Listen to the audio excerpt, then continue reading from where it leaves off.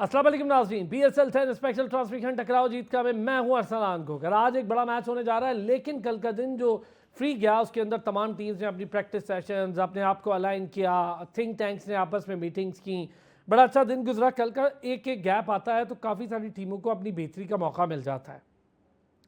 बाबर आजम के हवाले से हमने गुज़िश्ता रोज़ काफ़ी बात की कि बाबर आजम के साथ क्या इशूज़ है। टेक्निकल चीज़ें बड़ी अच्छी कल डिस्कस की गई, क्योंकि सारे लोग कह रहे हैं जी उसके साथ ये मसला है, उसके साथ ये मसला है। कोई टेक्निकल बात बड़ी कम ही मैं सुन रहा हूँ। हालांकि बहुत अच्छे अच्छे क्रिकेटर्स बात कर रहे हैं टेलीविज़न चैनल पे, लेकिन कमोबेश वसीम अकरम जैसे बड़े शानदार नाम है जो टेक्निकल चीज़ें, वकार यूनुस बहुत टेक्निकल बात कर रहे हैं, बड़ा मज़ा आ रहा है मुझे उन्हें सुन के।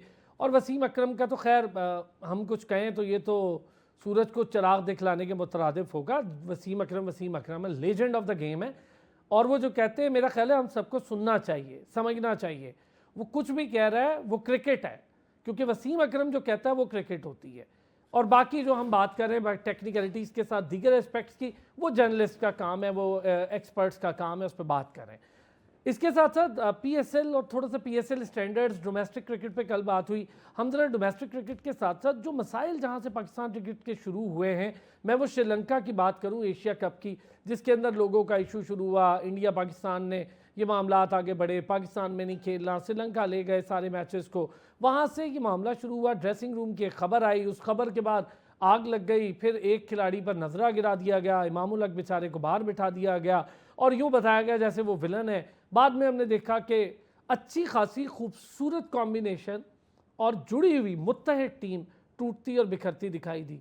और मैं समझता हूँ कि ज़का अशरफ साहब को ये हमेशा ये स्टिग्मा उनके साथ लगा रहेगा कि उनके होते हुए चैट्स भी लीक हुई, उनके होते हुए दीगर मामलात हुए। अच्छा, मैं ये बात जिनके ज़रिए या जिनके तवज्जुद से हुई, शोएब जट साहब मेरे भाई हमारे शो में, और मैंने आप सबके सामने उनके साथ इस पर कन्फ्रंट भी किया, उन्होंने इस बात को माना भी। ये उनका भी बड़ापन है।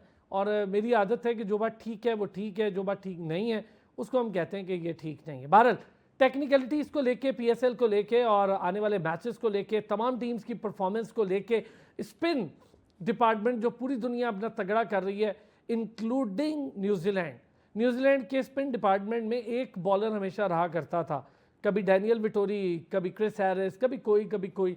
उससे पहले की हम बात करें, अच्छा, उन्होंने अपना स्पिन डिपार्ट इतना अच्छा कर लिया कि 2-2, 3-3 बड़े शानदार बॉलर्स और प्लस बैटर्स जो ऑलराउंड परफॉर्मेंस दे, वो भी उनके पास है। इस वक्त अगर स्पिन डिपार्टमेंट की मैं बात करूं, मुझे देखते हुए पूरी दुनिया में है तो साउथ अफ्रीका का स्पिन डिपार्टमेंट बहुत अच्छा लगता है।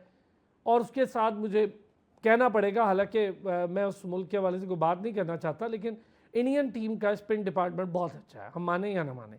पाकिस्तान के पास स्पिनर्स बहुत अच्छे हैं, बट स्पिन डिपार्टमेंट नहीं है, और ये PSL में हमें बड़ा फ्लॉ दिखाई दे रहा है। मुल्तान सुल्तान क्या होने जा रहा है, 10 सीजन्स पूरे होंगे, इसके बाद क्या मुआहदे होने जा रहे हैं, 2 टीम्स की बात हो रही है।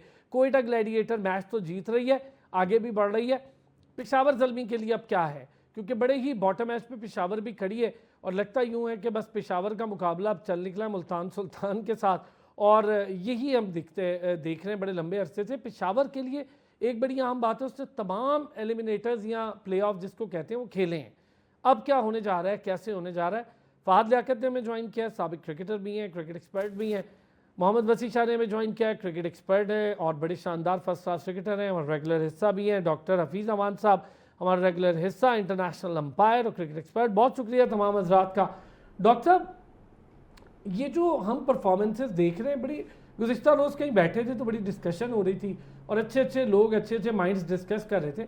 मैंने उसमें भी ये बात की कि स्पिनर्स हमारे पास मौजूद हैं, लेकिन स्पिन डिपार्टमेंट जिसे कहते हैं ना, क्या 2 स्पिनर ऐसे खिला दो जो आपको T20 जीत दें, या 3 स्पिनर या 2 स्पिनर ऐसे खिला दो जो आपको वनडे जीत दें, और 2 स्पिनर ऐसे खिला दो जैसे साजिद और नुमान खेले तो आपको टेस्ट जीत दें। हमें स्पिन डिपार्टमेंट बतौर डिपार्टमेंट होने में बड़ी हिचकिचाहट या बड़ी कबाहत आ रही है। जी अस्सलाम भाई, बहुत शुक्रिया। देखिए, बहुत सारी बातें आपने इंट्रो में कर दी हैं, जिसमें मतलब आपने कैप्टनसी का भी को भी छेड़ा, साथ स्पिन डिपार्टमेंट की भी बात की। अगर एक एक को अलग अलग करेंगे तो बहुत लंबा टाइम लगेगा, लेकिन फिलहाल स्पिन की ही बात अगर कर लेते हैं तो उसको बर्बाद करने का सेहरा भी हम उन्हीं के सर डालेंगे जिन्होंने क्रिकेट के कैप्टन्स को किया। कभी वो म्यूजिकल चेयर लगाई उनकी, उसमें चेयरमैन साहबान साहिब तो है नहीं, साहिबान ने सब ने अपना अपना हिस्सा डाला। इसको सिर्फ अगर वन लाइनर में कहूँ तो बार बार आपके ही प्रोग्राम में मैं बातें कर रहा हूँ, वो ये है कि जब तक 58(2)B चेयरमैन के हाथ से नहीं ले ली जाती तब तक ये तमाशा लगा रहेगा। जो भी आएगा वो कहेगा मैं चेयरमैन तो मेरा कप्तान। वो जरूर उसको बदलेगा, इसलिए कि उसके पास पावर डिस्क्रेशनरी है और इस पावर को खत्म होना चाहिए।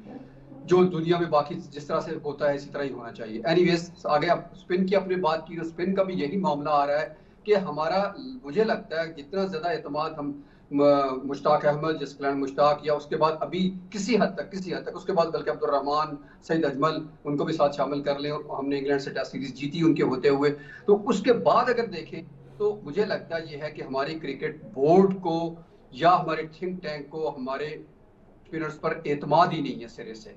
शादाब इन एंड आउट हो रहे हैं, वो पूरे स्पिनर भी नहीं है, पूरे बैटर भी नहीं है, पूरे कप्तान भी नहीं है, अधूरा सारा का सारा उनका ख्वाब चल रहा है। तो उस मामले में जब आप देखते हैं तो अभी भी PSL में भी अगर आप देखें तो हम बार बार एक बात कर रहे हैं कि पाकिस्तान पेशावर ज़ल्मी की टीम है, उन्होंने तीनों हमारे इस वक्त जो सर्किट में बेहतरीन स्पिनर थे, जो समझे जा रहे थे, कह लें उन तीनों को उठा लिया है। अब उसमें से कभी एक को खिलाते हैं, कभी दूसरे को बाहर बिठा देते हैं। इसी तरह इससे पहले हमें इब्तिसाम शेख थे, उमर खान थे, असगर थे, ये सारे के सारे आए और सारे के सारे एक दो सीजन खेल के कहाँ चले गए कोई पता नहीं, ऐसे गायब हुए कि जैसे उन्होंने कभी क्रिकेट खेली ही अमेरिका नहीं।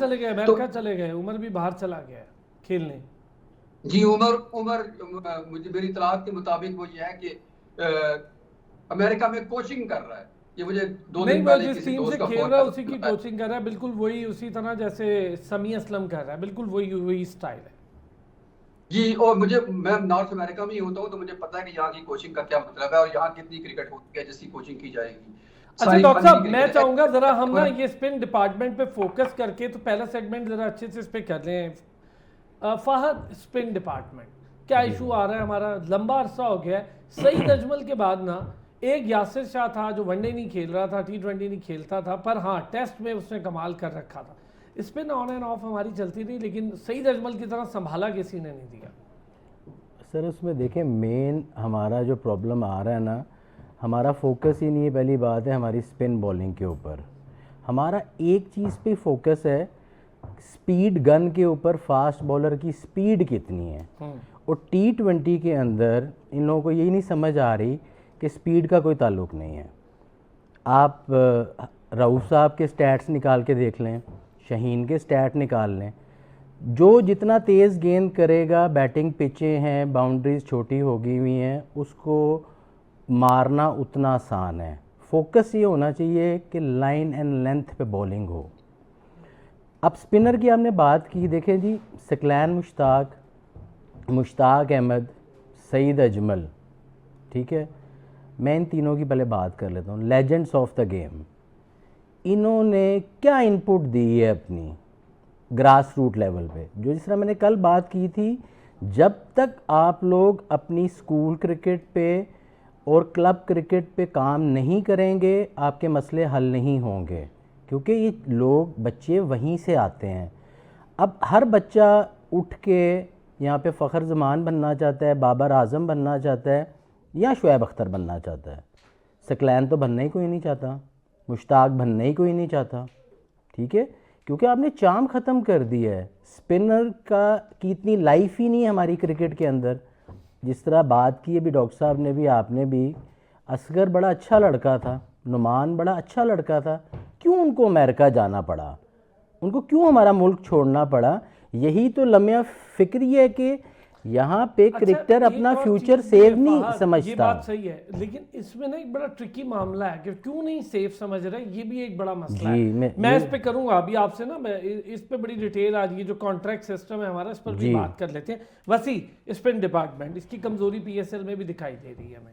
सर सबसे पहले तो ये बात है कि जैसे हफीज़ ज़मान साहब ने बात की कि सईद अजमल, अब्दुल रहमान, जब वो क्रिकेट खेलते थे तो T20 क्रिकेट इतनी नहीं होती थी। आजकल इंक्लूडिंग मी, जो भी स्पिनर है उसे अगर वो अच्छा बैटर नहीं है तो वो उसे टीम में नहीं रखा जाता। जैसे नवाज़ की एग्जांपल ले लें, शादाब खान की एग्जांपल ले लें। शादाब खान जब वो शुरू में आए, जब उन्हें बैटिंग का इतना भूत उनके सर पे सवार नहीं था, तो वो 100 विकेटें भी उनकी उसी स्पैन की हैं। उसके बाद तो मुझे नहीं लगता वो 1-2 मैचेस में भी कभी आउट एक आध कर लें तो कर लें।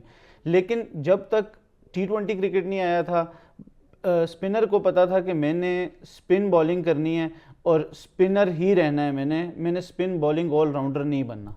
इसमें कोई कबाहत नहीं है। देखें, रविंद्रा जडेजा हैं, सेंटनर हैं, ये लेफ्ट आर्म स्पिनर्स हैं और साथ प्रॉपर बैटिंग करते हैं। वॉशिंगटन सुंदर हैं इंडिया के, उन्होंने भी ख़ुद को एक इवॉल्व किया है इनटू अ बैटिंग ऑलराउंडर। लेकिन उसके अलावा अगर आप देखें पाकिस्तान में, तो पाकिस्तान में हमारे पास सबसे जो बड़ा मसला है, जिस तरह इन्होंने भी बात की, कि हमारे पास आइडल्स नहीं हैं।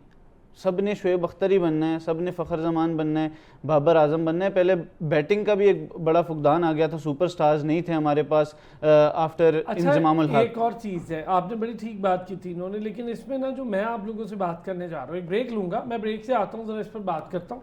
बहुत सारी वजूहात में कुछ 2-3 पॉइंटर्स हैं जो मैं रखूंगा इन सारे एक्सपर्ट्स के सामने, फिर उस पर हम जरा बात करके देखते हैं ब्रेक के बाद। वेलकम बैक जी। अच्छा, मैंने कुछ पॉइंटर्स का जिक्र किया था, हम तीनों हजरात से जरा इन्हीं पॉइंटर्स पे बात कर लेते हैं। बस ही चूँकि आप बात कर रहे थे तो मैं चाहूँगा आपसे शुरू कर लूँ। एक, बार बार सईद अजमल के साथ जो मामला चलते रहे, उसके एक्शन पे पाबंदियाँ, 69 का एंगल, तो फलाना, तो ये तो वो। अच्छा, इन एंगल्स ने बड़ी तबाही की। कोई ऑफ स्पिनर नहीं बनना चाहता था क्योंकि उसको पता था कि मेरा करियर बर्बाद हो जाना है, तबाह हो जाना है। अभी उस्मान तारिक के साथ भी यही हो रहा है और आप देख रहे हैं PSL तक में भी उस पर पाबंदियाँ लग रही हैं। एक तो ये रीज़न। दूसरा, आसान क्रिकेट में लोगों को समझ आ गई, हल्की फुल्की बॉलिंग तो करो, एक आधी विकेट लो, 40 रन लगाओ, तो हमने बैटर भी बनना है साथ। इसने स्पिन को तबाह किया। तीसरा, हमारा focus totally shifted towards batsman हो गया। ओपनर नहीं है, मिडिल ऑर्डर नहीं है, लोअर मिडिल ऑर्डर नहीं है, हमने वो कैंप्स लगाना ही छोड़ दिए जिससे हमारी पेस लेगेसी थी। एक आपको याद होगा, लैंड ऑफ पेसर्स कहा जाता था। ना तो पेसर्स पाए कि निकल पाए और ना बॉलर। अगर मैं गलत हूँ तो ये तीनों पॉइंट्स पे बात करें। सर, सबसे पहले जो आपने बात की कि बैटर बनना है, ये एक चीज़ होगी। दूसरी चीज़ जो लैंड ऑफ पेसर्स की आपने बात की ना सर, अब मैं इस्लामाबाद में क्लब क्रिकेट खेल रहा हूँ और इस्लामाबाद के अंदर 70% लड़के KP से आ रहे हैं। ठीक, मतलब आपके जो बड़े शहरों के लड़के हैं, I don't know about Lahore के वहाँ पे क्या सीन है, लेकिन इस्लामाबाद की जो रीजन की टीम है उसमें भी 15 में से 12 लड़के KP से होते हैं और 3 लड़के इस्लामाबाद, और उनमें भी वो शामिल हैं, तलत साहब के बेटे हैं, और 1-2 और लड़के होते हैं जो इस्लामाबाद बेस्ड हैं। उसके अलावा कोई भी लड़का बड़ी सिटीज़ में क्रिकेट खुद खेल ही नहीं रहा। सबसे बड़ी चीज़ ये है। और दूसरी बात जो आपने की कि सईद अजमल, चलें उस वक्त की क्वेश्चन दे देते हैं, लेकिन उस्मान तारिक PSL तक पहुँचे, लास्ट सीज़न खेला, तो इनको वहाँ पे आइडेंटिफाई क्यों नहीं किया जाता जब ये क्लब क्रिकेट खेल रहे होते हैं? हमारे कोचेज, हमारे जो फर्स्ट क्लास भी खेलते हैं, वहाँ भी नहीं कुछ बता। चलें फर्स्ट क्लास भी एक ऊपर एक लेवल है, लेकिन वही बता देना, चलो फर्स्ट क्लास में बता दो अगर क्लब वालों को नहीं पता है। जी, अगर सीनियर डिस्ट्रिक्ट खेल रहे हैं वहाँ पे अंपायर्स को ये चीज़ देखनी चाहिए और कोचेस को इन पे काम करना चाहिए। जब एक प्लेयर उस लेवल तक पहुंच जाता है, उसके बाद जब उसका एक्शन रिवैम्प होता है तो फिर बहुत मसाइल होते हैं। सईद अजमल जैसे ग्रेट प्लेयर, ग्रेट स्पिनर को भी जब उसका एक्शन रिमॉडल किया गया तो वो फिर वो चार्म और वो परफॉर्मेंस उनकी कभी भी नहीं रही। बात ना फहद, कि आप अपने सिस्टम्स की बेहतरी के लिए डिस्करेज कर रहे हो। सईद अजमल को देख के कई लोगों ने ऑफ स्पिन छोड़ दी, लोग लेग स्पिन पे आ गए, चलो लेग ब्रेक करो, थोड़ी सी बैटिंग करो और बस सही है, टीम में आ जाओ। सर, आगे मैंने आपसे बात की है कि जो आपके कोचेज़ हैं इनसे पूछें कि क्या ये क्लब के मैचेस देखने जाते हैं। हमारे ज़माने में तो कोचेज़ आते थे, क्लब के मैचेस में आते थे, वहाँ से लड़के पिक करते थे। बॉब, मैं आपको ये सिलेक्टर नहीं तो फर्स्ट क्लास देखने नहीं जाते, यही तो सर ये लम्हा आप फिर नहीं बना सकते ना। मैं और आप बैठ के टीवी पे सिर्फ बात करते रहेंगे, बहस करते रहेंगे। अगर किसी ने धनिया पी लिया हुआ है तो उसका, अब मैं आपको एक बॉब वुलमर की मिसाल देना चाहता हूँ कि जब बॉब वुलमर को आपने हायर किया, आपको पता है कि वो आसिफ के पीछे सियालकोट में फर्स्ट क्लास का मैच हो रहा था, मैं भी खेल रहा था सियालकोट रीजन से, वो आसिफ का मैच देखने आया, सिर्फ आसिफ को, अपना लैपटॉप लेके। बड़ी बात। और बॉब वुलमर से क्या बड़े कोच हैं जो यहाँ बैठे हुए हैं, ठीक है। इनको थोड़ा सा ना सीनियर्स हैं, लेकिन मैं एज अ एनालिस्ट एक्सपर्ट बात कर रहा हूँ, ठीक है। तो तब कोई सीनियर जूनियर नहीं, किसी को अच्छा लगे, किसी को बुरा लगे, you should be fair with your job, ठीक है। मैं अब ऐसी ऐसी बातें जानता हूँ जो आप लोग अगर सही ना हुए तो मैं करना शुरू हो जाऊँगा और फिर बड़ी तकलीफ़ होगी। इसलिए ना हिलना जुलना शुरू करें और अपनी जो मेहनत है ना, जो आप लोग लाखों रुपया हमारे टैक्सेस हमारे बोर्ड से ले रहे हैं, उसको हलाल करें। उठें, धूप में जाएं, खड़े हों। सिर्फ प्लेयर का काम है धूप में खड़े होना या अंपायर का काम है? कोच का भी उतना ही काम है। और 4-4 कोच हैं। हमारे ज़माने में तो नहीं, हमारे ज़माने में तो हमारा कप्तान ही कोच होता था, जिस तरह बताता था वो लड़का करता था। और लड़का अगर वैसे नहीं करता था, वो आउट होके गलत शॉट मार के जब बाहर, अच्छा एक ना स्ट्रैटेजी बनाता है कप्तान या कोच मैच से पहले। वो स्ट्रैटेजी जो होती है वो बॉलर्स की पे भी इम्प्लीमेंट हो रही होती है और बैटर पे भी इम्प्लीमेंट हो रही होती है। मुझे तो आजकल कोई स्ट्रैटेजी नहीं नज़र आती। एक ओपनर आपका गया है, उसने हिट मार के आउट हो गया, अगला गया है उसने भी हिट मार के आउट हो गया, तीसरा गया है वो भी हिट मार, 100 पे टीम आउट हो गई है। तो यही तो स्ट्रेटजी है। ये क्या स्ट्रैटेजी है भाई? ये इनकी यही है। देखिए कोचिंग के स्टैंडर्ड्स को भी बेहतर करने की जरूरत है। डॉक्टर साहब जरा इस पर आते हैं अब हम। पीएसएल उसके जरा स्टैंडर्ड्स को हम देखें। आप समझते हैं कि पीएसएल 1 से स्टैंडर्ड थोड़ा सा बॉलिंग को ले अगर तो डिक्रीज हुआ है? देखिए ओवरऑल पाकिस्तान क्रिकेट का स्टैंडर्ड नीचे, उसमें नो डाउट के तो बात कर रहे हैं दोनों भाई, उसमें हमारे यहाँ प्रॉब्लम ये है कि हमारा थ्रेशोल्ड बहुत ऊपर है। जब कोई पेसर आता है तो हम उसको पेसर ही नहीं मानते। अब राना नवीद के अब उस दिन भी देख रहे थे स्टैट्स कितने अच्छे हैं, लेकिन हमारे दौर में उनको नहीं सराहा गया, इसलिए कि हमारे पास लेगेसी, जब भी कोई पेसर आता है हम कहते हैं यार शोएब अख्तर नहीं है, ये लेफ्टी आएगा, यार ये वसीम अकरम नहीं है, भाई ये अच्छा बॉलर है, नहीं ये वकार यूनुस तो नहीं है। मतलब वो थ्रेशोल्ड इतने हाई हैं कि हमारा प्रॉब्लम हो जाता है कि हम उनको हमेशा उनके साथ तोलते हैं, जो गलत है। बेसिकली हर बंदा इंडिविजुअल एक जबरदस्त होता है और उसको उसी के अंदर ग्रूम करने की जरूरत होती है। बाकी रही कोचिंग की बात या ये सारी जितनी हम स्टैंडर्डाइजेशन की बात कर रहे हैं, इसके दरमियान में बेसिकली इंटीग्रेशन की जरूरत है। अभी अंपायरिंग का भी जिक्र हुआ कि कैसे लोग परफॉर्म करते हैं और कैसे होता है। आपको पता है जब तक मैचेस टेलीवाइज नहीं होंगे, अंपायरिंग हो, कोचिंग हो या धूप में सड़ना हो, सबका सब बेकार है। किसी के स्टैट पैडिंग कैसे होती है आपको पता है, किस प्लेयर को 5 विकेटें दिलवाई जाती है और किसको 100 रन करवाए जाते हैं। अब फिर वही फहद करते रुक गए कि मैं बात करूंगा तो बहुत आगे निकल जाएगी। सब कुछ होता रहा है, होता है बल्कि अभी भी।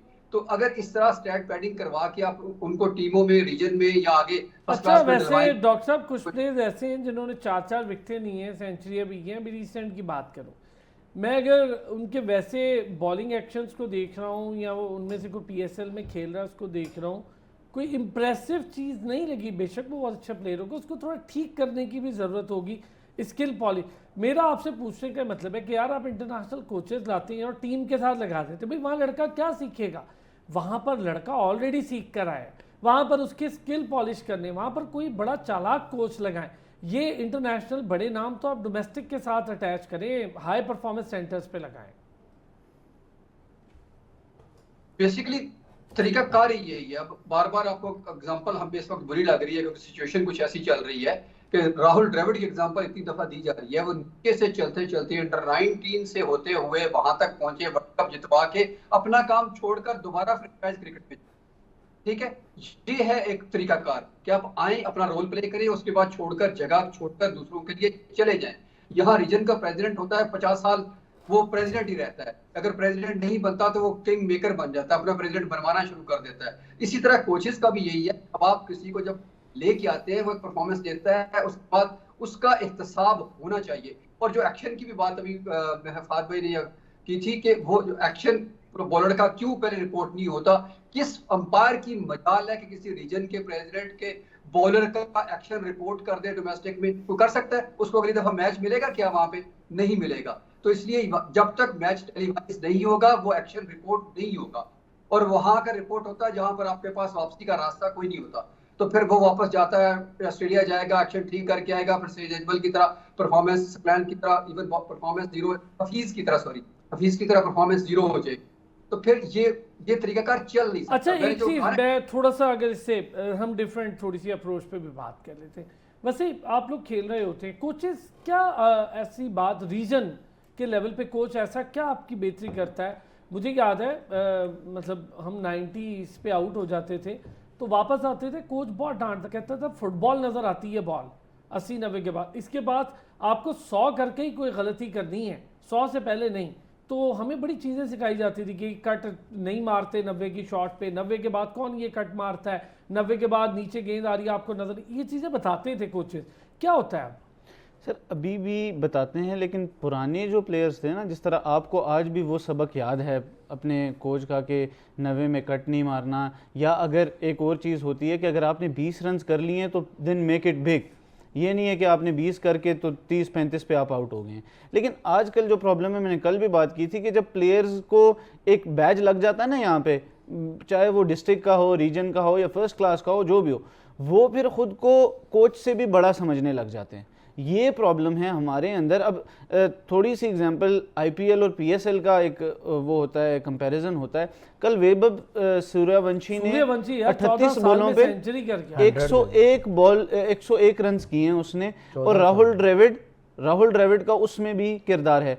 हम यहाँ पे क्या कर रहे हैं, अरफात मिन्हास, मेहरान मुमताज, सुफियान मुकीम, हसीबुल्ला, ये सब प्लेयर्स बेंच पे हैं, और उसके अलावा शामिल खान और शाहज़ेब, उसको तो सेलेक्ट ही नहीं किया एग्जैक्टली। अच्छा, फिर पीएसएल की जो जूनियर लीग हुई थी उसमें Basit Ali, if I am not wrong doctor साहब, बासित अली क्या क्लास का बैट्समैन था, वो गायब कर दिया हमने। फिर हमने एक बैट्समैन अली था, अली को हमने बाहर जाने पे मजबूर कर दिया, डोमेस्टिक में ढेर लगा रखे थे स्कोर के, अब वो बेचारा वापस आके थोड़ा सा खेले। मुझे एक ब्रेक लेनी है जी, ब्रेक से वापस आते हैं, अब जरा पीएसएल पे वापस आएंगे, बड़ी डिटेल डिस्कशन, बड़ी पॉलिसी चीज़ों पर बात हो गई। वापस आते हैं ब्रेक से और फिर बात करेंगे आज के मैच को लेकर और टीम्स को लेकर। वेलकम बैक जी। अब आते हैं जनाब अली, आज का मैच पीएसएल की टीम्स। फहद, दो टीम्स आमने सामने हैं, दोनों बड़ी टीम्स का मैच है। अच्छा, क्वेटा ग्लैडिएटर और मुल्तान सुल्तान, क्या बेहतर देख रहे हैं दोनों में से? हालांकि मुझे लगता है कि मुल्तान की टीम इतनी बुरी नहीं थी यार कि इतने सारे मैचेस हार गई और बिल्कुल ही जीत का मज़ा एक चखते हैं और फिर हारते चले जाते हैं। मुझे नहीं लगता था कि इतनी बुरी टीम है। सर देखिए, क्वेटा की टीम जो है ना, वो मुझे फाइनलिस्ट लग रही है इस्लामाबाद के साथ। ना करें। यस सर, और आप देखिएगा इंशाल्लाह ताला। पता क्यों? आप उनके कोच का पैशन तो देखें, आपने रिचर्ड्स को देखे रोप के ऊपर किस तरह से होता है, वो हमेशा करते हैं ये, इसलिए सरफराज के वक्त भी करते थे। सर बात ये है कि पैशन है ना, देखिए करना तो अंदर लड़कों ने है। सही बात है। अब रिमोट कंट्रोल तो है नहीं, ये वीडियो गेम तो ये PS5 तो नहीं आप खेल रहे ना, 4 तो नहीं खेल रहे कि बाहर से वो रिमोट से बैठ के छक्के चौके मारेगा। वो अपनी टीम में पैशन पैदा कर सकता है, और बेंच पे बाहर सरफराज भी बैठा हुआ है, शुएब मलिक भी बैठा हुआ है, दोनों पैशनेट प्लेयर हैं, ठीक है, और वो अपनी टीम को मोटिवेट कर रहे हैं और मुझे मोटिवेट होती हुई वो नज़र आ रही है। और यही लैक मुल्तान की टीम में है कि वो पैशन नहीं नज़र आ रहा है। देखिए, पैशन के बगैर क्रिकेट नहीं खेली जाती है, जिसमें पैशन नहीं है। पैशनेट है जी, अली तरीन तो बड़े पैशनेट है, देखिए उनके ऑनर मुल्तान सुल्तान के। अली तरीन बिल्कुल पैशनेट है, लेकिन आगे उसको ये देखना चाहिए ना कि भाई उसने जो कोचिंग स्टाफ। अच्छा, मैं ना कोचेस पे बात करना चाहता हूँ। मुझे आप एक बात बताएं, क्रिकेट की किस थ्योरी में लिखा हुआ है कि जी फॉरेनर कोच होएगा तो हमारी टीम अच्छी हो जाएगी? फॉरेनर कोच आने से जो सबसे बड़ा प्रॉब्लम आता है ना हमारी कंट्री में, कम्युनिकेशन गैप। कई लड़के जो हैं वो बात ही नहीं करते हैं इंग्लिश के, हम गलत इंग्लिश बोलेंगे, उनको कॉन्फिडेंस ही नहीं है। कई लड़कों को बात समझ ही नहीं आती है क्योंकि वो इंग्लिश है। मुझे आप एक बात बताएं, 92 का वर्ल्ड कप जीते, आपके पास फॉरेन कोच था? नहीं था। अच्छा, 92 की टीम को ना थोड़ा सा रसलान भाई आगे चला लेते हैं, क्योंकि वो हमारी लेगेसी है। हम लोग ना अपनी लेगेसी को भूल गए हुए हैं। नहीं यार, हम उसी को आगे चला रहे हैं, वो अकेली टीम है जो चले जा रही है। जी, अब बात ये है कि उनमें से ही ग्रेट निकले, ठीक है, वो 90s का एरा 2000 तक चला, जिसने आगे से 2000 वाले लड़के तैयार किए, जिसमें शुएब मलिक आ गया, कामरान अकमल आ गया, उसमें हफीज खुद भी आ गया, यूनुस खान आ गया, उमर गुल था, उमर गुल, ठीक है। अच्छा, उस एरा के बाद आगे डार्क साइड है सारी। तो ये तो मेरा ख्याल है फिर पूरी टीम के जो सीनियर्स हैं उनका कसूर है। सर ये देखें ना, पूरी मैनेजमेंट का कसूर है। आप क्यों बाहर लोगों को पैसे दे रहे हैं? आपके अपने मुल्क में भूख है और आपके पास बड़े अच्छे कोचेज़ हैं। देखिए मैं आपको एक बात बताता हूँ, नॉलेज और विजडम होनी चाहिए। ये किताबें कहीं जिसने लेवल 1 यार की है, लेकिन 2 चलने की है, नहीं ना 3 देते। जावेद मियाँदाद भी काम करके Yes. वापस आते हैं सर पीएसएल पे। पीएसएल बड़ा जरूरी है। डॉक्टर साहब, कोयटा ग्लैडिएटर मुल्तान सुल्तान, क्या कंपैरिजन है आज के मैच में? वैसे तो मुल्तान के लिए कुछ बचा नहीं है और वो खतरनाक खेल भी सकती है। देखिए वाकई वो गिरती हुई कहती है कि चले मैं किसी और को भी साथ ले डूबूं, लेकिन इस वक्त इस्लामाबाद जो है क्रिकेट टर्म में, स्लैंग टर्म में अगर मैं कहूँ तो सॉरी मुल्तान, तो स्लैंग टर्म में उसको कह सकते हैं कि वो टोकरे के नीचे आई हुई है। तो उनको बिल्कुल ना वो समझ नहीं आ रही कि हमने रास्ता कौन सा अख्तियार कर रहा है जहां से हम मैच जीत जाए। 235-36 जब से उन्होंने चेज करवाया ना, उसके बाद वो बिल्कुल वो नीचे दब गई है। उनको समझ नहीं आ रही, ना कॉम्बिनेशन की समझ आ रही है, ना ही उनका थिंक टैंक। जिनको पैशनेट आपने कहा, अली तरीन को बहुत पैशनेट है नो डाउट, लेकिन उनका और उनकी जो कोचिंग स्टाफ है उनका और कप्तान का आपस में कोई सिंक नहीं है। अगर आप बॉडी लैंग्वेज देखें रिजवान की, तो वो कहीं कहीं से मुझे वो नजर नहीं अच्छा आती। डॉक्टर साहब, कि एक टोटली चीज़ अगर आपसे पूछूं तो मुझे ये बताएं, ये गैर ज़रूरी बात है कि बार बार उनकी फीमेल कोच पर बहुत तनकीद हो रही है? नहीं, ये बात नहीं। अगर ओवरऑल आप देखें की जरूरत है ना, बेसिकली इंटीग्रेशन की जरूरत है कि आपकी कम्युनिकेशन जो भी आप कर रही है, हर कोच जो अपना प्लान लेके आता है वो देता है, एग्जीक्यूशन कप्तान ने करनी है अंदर जाके, और उसके मुताबिक प्लेयर्स इस पर बिहेव करना है। उनकी फीमेल हो या मेल हो, कोच है वो। उनका हो सकता है कि उनकी बात, वही बात जो अभी बात भी कर रहे हैं, कि हो सकता है वहां तक वो ना पहुंच रही हो जहां तक वो पहुंचना चाह रही हो। तो मुझे लगता है कि यहाँ पर उनकी इंटीग्रेशन में प्रॉब्लम है। हो सकता है अली तरीन जो चाह रहे हो वो रिजवान को समझ आ रही हो, जो कोच ना समझ रही है, कोच की समझ आ रही है, अली की ना समझ आ रही हो, तो उसमें गैप है, वो लिंक नहीं है। मेरा ये डॉक्टर बहुत साहब बड़ा से सवाल है इसमें। और आखिरी बात, डॉक्टर साहब मुझे आप एक चीज़ बताइएगा, रिजवान जो है वो अपनी जो लेडीज़ कोच हैं उनके साथ कम्युनिकेट कैसे करता होगा? इंटरप्रेटर रखा हुआ है बीच में? क्योंकि मुझे तो नहीं लगता कि रिजवान कर लेता होगा, इतना तो कर ही लेता है यार। नहीं सर देखिए, मैं आपको बताऊं, जो गुफ्तगू डिस्कशन होती है मैं ना, वो आपकी एक बात से फ्लो में इस बात होती से है। एग्री हूं कि जो बैरियर आ जाता है ना, बैरियर वो आ जाता होता है है प्रॉब्लमेटिक। हम बार बार इस पे करते हैं बात। वसी एग्री करते हैं इस बात से? I totally disagree. Cricketing words, अब देखें उस दिन एलेक्स हार्टली जो उनकी स्पिन बॉलिंग कोच है, उन्होंने अब उसामा मीर को उन्होंने कहा कि आपने back of the length bowling करनी है। वो बैक ऑफ लेंथ अगर मैं उर्दू में बात करूंगा तो भी बैक ऑफ लेंथ है, और इंग्लिश में अगर कोई कहेगा तो बैक ऑफ लेंथ ही है। अगर उसको एग्जीक्यूट कोई प्लेयर ना कर पाए तो उस पर आप फॉरेन कोचेस हों या पाकिस्तानी कोचेस हों, आप उस पे आप एक बॉल की बात कर रहे हैं जी, बैक ऑफ लेंथ। मैं देखें बात सुने, एक जर्नल डिस्कशन जब प्लेयर गिरा होता है ना, तो कोच उसके साथ बैठ के घंटा 2-2 घंटा, मुझे इस चीज़ का जवाब दे दें कि रिजवान 1 घंटा फ्लो में गुफ्तगू कर सकते हैं? ये मेरा सवाल है। बात ये है कि अगर वो बोल नहीं सकते लेकिन उनको इंग्लिश समझ आती है, ठीक है, ये बिल्कुल यार चलो रिजवान को आती होगी, रिजवान इतनी क्रिकेट खेल गया बेटा, नीचे कितने आपके क्रिकेटर्स हैं जिनको नहीं समझ आती है, और ये ही मेन पॉइंट। आप हिस्ट्री उठा के देख लें। वसी ठीक है, ये बात आपका जी। वसी देखिए, उबैद शाह 2 सीजन से पहले इस्लामाबाद यूनाइटेड के साथ थे, आज वो इधर मुल्तान सुल्तान में, and you can see the difference. Ali Raza under 19 खेले, अब वो पेशावर ज़ल्मी में हैं। रिगार्डलेस ऑफ द कोचेस, जब आप प्लेयर को माहौल देते हैं, जब आप प्लेयर को ग्रूम करना चाहते हैं तो वो प्लेयर बनता है। और फॉरेन कोचेस जब आपके पास आते हैं, बहुत अच्छा, exactly they have the knowledge. उनकी बात आपको समझ अगर आती है या नहीं आती, ये एक अलग डिबेट है। कहने का मतलब है जो हमारे प्लेयर्स हैं उनमें नॉलेज नहीं आप है। जहां पर विवन रिचर्ड को बहुत अप्रिशिएट करेंगे तो वहां पर सारों को करना अब विवन रिचर्ड्स भी तो वही इंग्लिश बोलते हैं जो एलेक्स हार्टली बोलती है ना। अच्छा डॉक्टर साहब, इसमें वैसे वेस्ट इंडियंस थोड़ी मुश्किल इंग्लिश बोलते हैं एज कंपेयर टू इंग्लिश जी डॉक्टर साहब जो लोग हैं। जी सॉरी, मैं सुन नहीं पाया कि आखिरी क्या बात थी। आखिरी डिस्कशन ये हो रही थी कि कोचेस के साथ कम्युनिकेशन के लिए आसान वे इस्तेमाल होना चाहिए, तो हमें पाकिस्तानी कोचेस का यूज करना चाहिए। फहद ये कह रहे हैं, वसी ये आइडिया बाय नहीं कर रहे। देखिए जी, मैं खुद भी इस चीज का बायर नहीं हूं कि आपका डोमेस्टिक कोचेस होने चाहिए। डोमेस्टिक कोचेस में हमारा प्लेयर, आपने खुद ही कल बात की थी कि हमारा प्लेयर रीजन खेल जाए तो अपने क्लब में आके वापस नहीं बैठता।